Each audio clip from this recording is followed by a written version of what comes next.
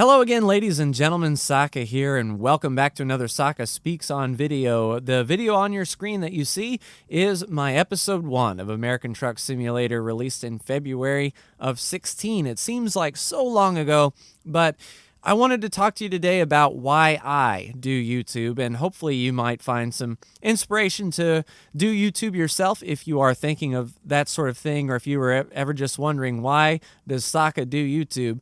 This is your chance to hear. If you're not here for the whole video and just want to know, the short answer is it's what the doctor ordered. And I don't mean that in a lackadaisical, oh, this sunshine is just what the doctor ordered. No, I mean, literally a medical professional told me to do it. And I'll go into detail of it, what exactly that means for me. So I dabbled in YouTube a little bit before what I consider full-time.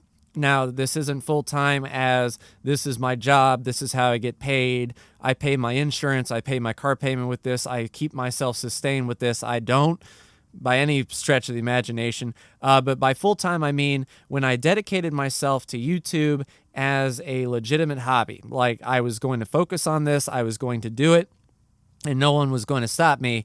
It was around February of 16, which is the video that you see right there, to Bakersfield, I believe, is where Bakersfield, Elko, episode 1.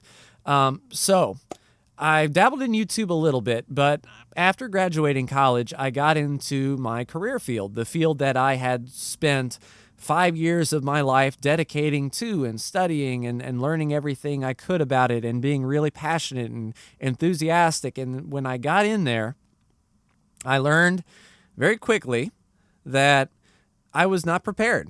5 years in college was not enough to prepare me for this unique position that I had. I went through college. I was on Dean's List. I aced all the tests. I aced all the labs. I aced everything there was to ace. And, I was proud of myself. Magna cum laude. Shut up, Apple Watch. It says I just stood. I just stood up. But I was doing well in school. And that's what I do best, really, is learn. When it comes to learning new things, putting them out there, I'm one of the best. But when I got to my actual career, it was not like what I had studied in college at all. The things that I had learned in college were not working in my career field where I was. And it was a very high-pressure situation. Just by the nature of the job, it was very stressful. It was high pressure. All eyes are on you. You're getting evaluated monthly or weekly. And I was. And I wasn't stacking up. They was cutting me a break because I was new. But they're like, look, this isn't good enough. It's not good enough. It's not good enough. It's not good enough. And that's all I heard for a solid year was, this is not good enough. So the stress had eaten away at me and eaten away at me and eaten away at me. And there came a point where I lost all control and had a complete mental breakdown. Now, this is a real mental breakdown. This was not, oh, they put pickles on my burger again, I'm going to have a mental breakdown. This was blacking out, not remembering what I said or did, and having people come up to me after the fact and saying, that was frightening. That was actually scary. And I had no clue what they were talking about. I to this day, I can only piece together what led up to my mental breakdown, and I don't really remember anything else about that day. But needless to say, I stepped down. I got out of that job. I got out of that stressful situation, and I did not want to have the same thing happen to me again. So I sought professional help. I saw a therapist, a behavioral therapist. Luckily, I was referred to a gentleman who had worked with first responders and military veterans on a common basis. That was his area of focus, his area of expertise. These mental breakdowns experienced by police officers, medics, firefighters, veterans of foreign wars, he has seen it before. And he was able to steer me into a direction where I could address why it happened and how to recognize the signs that it's coming, and exercises to mentally go through, to take a step back, take a deep breath, analyze that the stress that led up to that is not a defining factor of me. And, I'm not a therapist. You could take from this advice as you will, but I learned that stress, while it is overwhelming in the moment, you have to compartmentalize, break down the stress, and think about, addressing it one issue at a time and not jumping to the first thought that comes to your head. And that's what got me to where I was, the situation I was in. I did not take a step back and think about long term.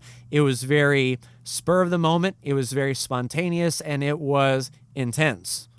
It was overwhelming. To this day, I can't explain it. But after a few months with this behavioral therapist, he asked me, and we're getting to the part of the subject of the video, and this is long-winded, but it comes at a point. There's a reason this happens. He said, in order to deal with stress, what have you been doing for fun leading up to this mental, this lapse that you have had? And honestly, I couldn't tell him what I did for fun. And he said, well, if you could take time off of work, you didn't have any commitments, you didn't have anything to answer to, what would you envision yourself doing? And, back then I wasn't into YouTube as much as I am now, but I mentioned YouTube. I said, well, I've been trying to make a few YouTube videos here and there and seeing what that does to see if I get an audience. Are people interested in what I have to put out? And there was some positive feedback there. And he's like, okay, anything else? And I told him about, well, if I'm not recording games, I'm playing games or I'm modding games. I was playing around with 3D editors, 3ds Max. I was experimenting with Skyrim weapons and whatnot. So I said, something to probably do with video games. It's easily accessible.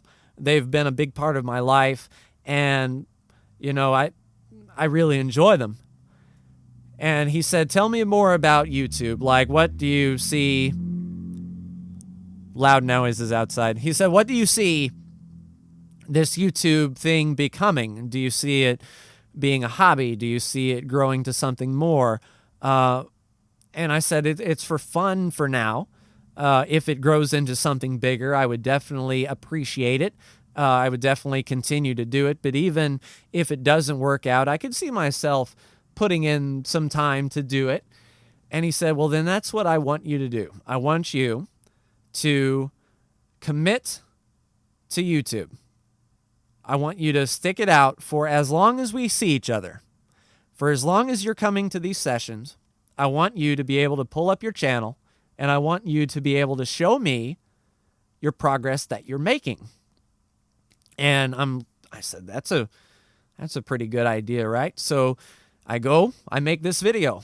I make Bakersfield to Elko in American Truck Sim. I thought, if I was to emulate a streamer or YouTuber, who would I like to emulate?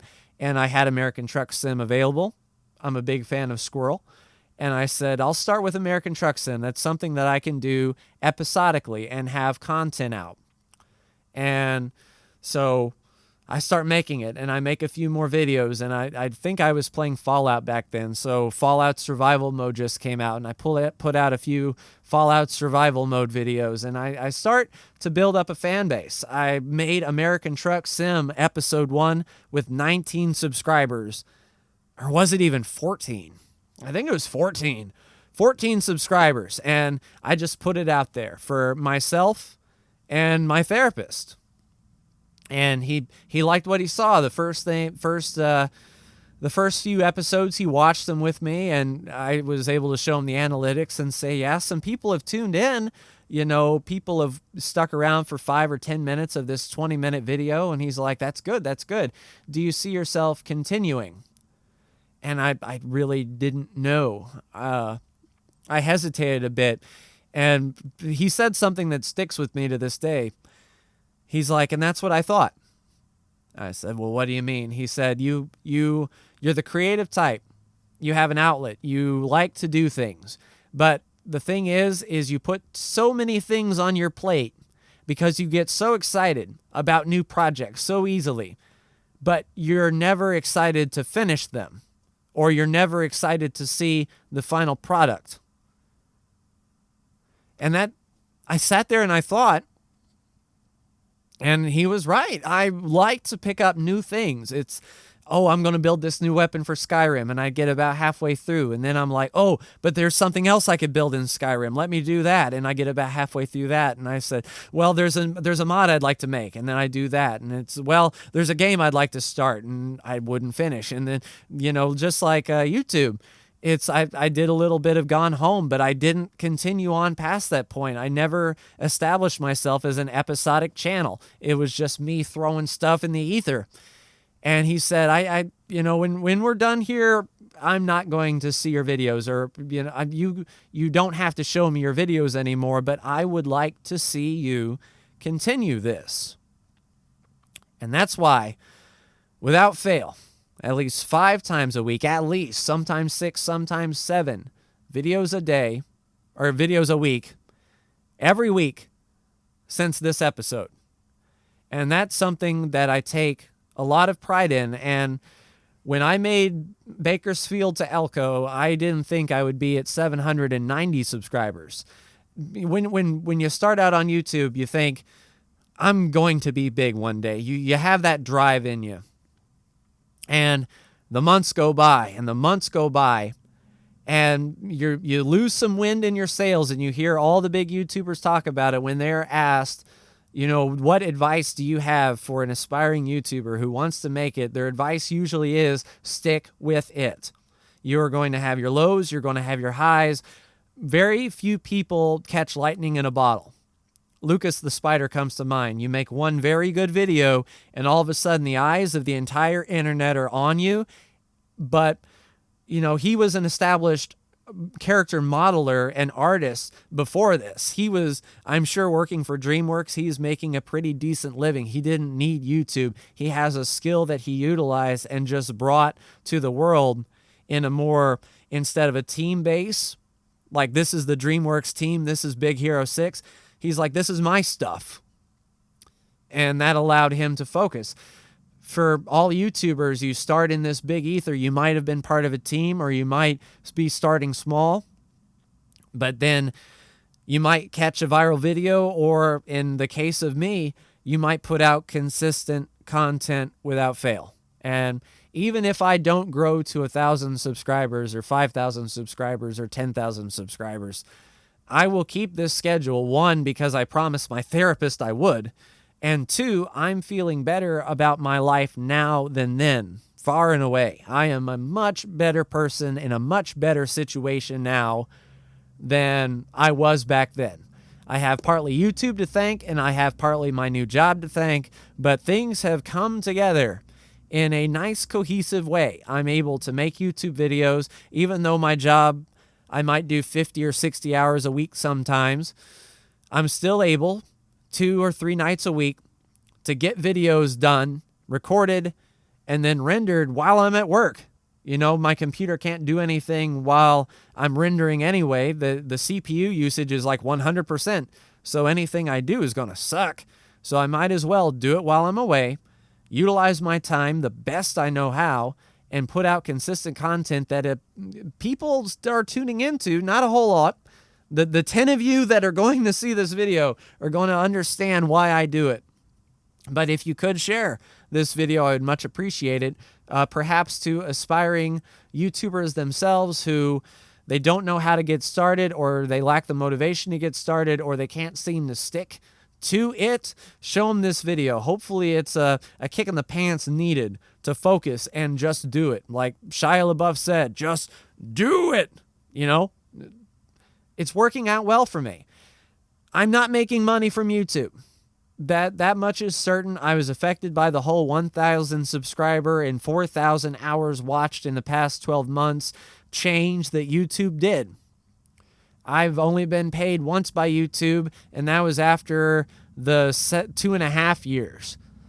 So it's not about the money for me. If it was about the money, I would have stopped this a long time ago. It's about the drive to put out consistent content, to complete what I start. That is why I did so many episodes of Kingdom Come. Start to finish, every step of the way, you could be there. Motorsport Manager, for crying out loud. I'm on episode 115, but I'm not going to stop Motorsport Manager until we beat the International GT Series in first place, championship standings. It's a fire that has been lit a few years ago that says, finish what you start. Don't give up on something. Even though I get 2 views per episode for Europa Universalis, I'm going to complete that run. It's not about views for me. It's about the principle of finishing. And in the future, if someone stumbles across episode 1 and they connect to it, they're not going to get 6 episodes in and just be left hanging. Where's the rest of it? Are you going to do an episode 7 3 years after episode 6 came out? If there's anything that I want to stand for on YouTube, it's that. I'm going to finish what I start. You will see start to end credits or ending a game or ending a series. I'm still miffed about Egypt. Civilization 6. The Rise and Fall. Just so many games came out at that point that I had other games to play. But I'm going to complete Zulu.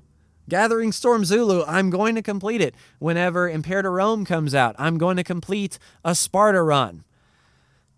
That's what I want to do. So, a little bit long-winded. I know this has gone on for a bit, but now you understand why I do YouTube. It's not for the views, though they help.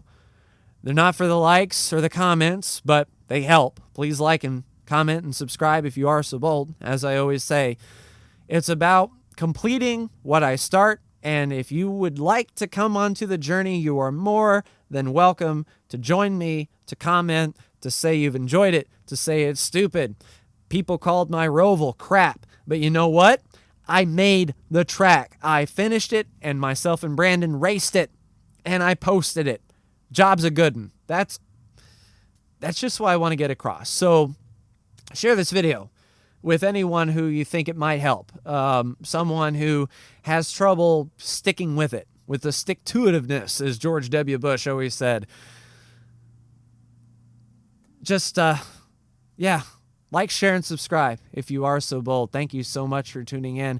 A little bit different Friday video, but we'll pick up on regular content next week with Hearts of Iron 3. I'm going to finish that. Not a whole lot's going on in our neck of the woods, but I'll be... I'll be daggummed if Paris and France is standing tall against the German onslaught. If you're curious, check it out. But I'll see you in the next Saka Speaks On video. Take care.